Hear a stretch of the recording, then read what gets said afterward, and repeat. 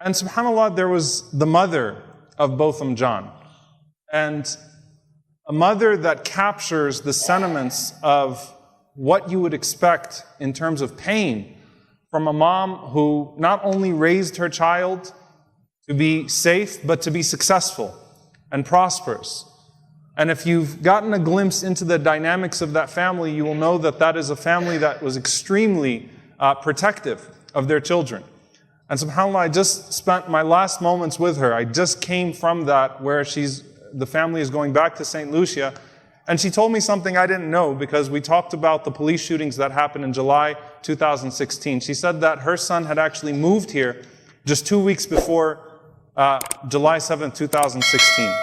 And she remembered him standing on the balcony of his condo taking videos of all the police driving around downtown and sending those videos and those pictures back home, and how scared she was for him from those moments, that she was afraid, and she thought at that moment, I should pull him back because it's not a safe place for him to be. And subhanAllah, what ended up happening to him 2 years later was that he would be murdered for no crime of his own. And you see a mother that will express in a very raw fashion her pain at the injustice that she suffered.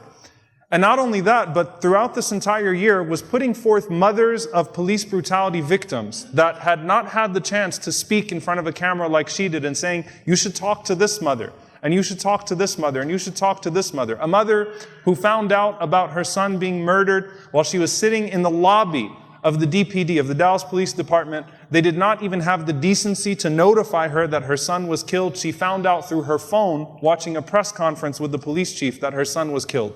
And she ushered forth mother after mother after mother and said, listen to them, because you haven't listened to them for all of these years, and you should listen to them. And these statements that she'd throw.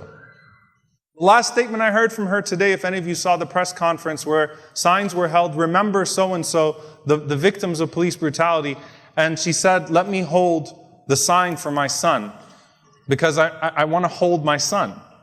When she said just a few days ago on what would have been his 28th birthday, that to lose a child is to feel the pain of labor in your womb again. She expresses it in a very raw manner and very articulately, and in a way that a lot of mothers that had lost their children could relate. And you watch that person, and you watch the pain, and you watch the inability to move on, and you think about what type of mercy that Allah has put in the heart of a mother for her child. What type of mercy and love and perspective that Allah has put in the heart of a mother for her child.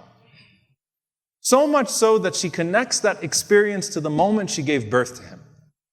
And the power of a woman calling out, and yes, I know someone might say, well, she's not a mu'mina. Allah Azza wa Jalla, the Prophet ﷺ said, Da'wat al-mazlum, that the dua of an oppressed person, laysa baynaha wa bayna Allahi hijab. There is no veil between that supplication and between Allah, even if the person that is making the dua is not a believer.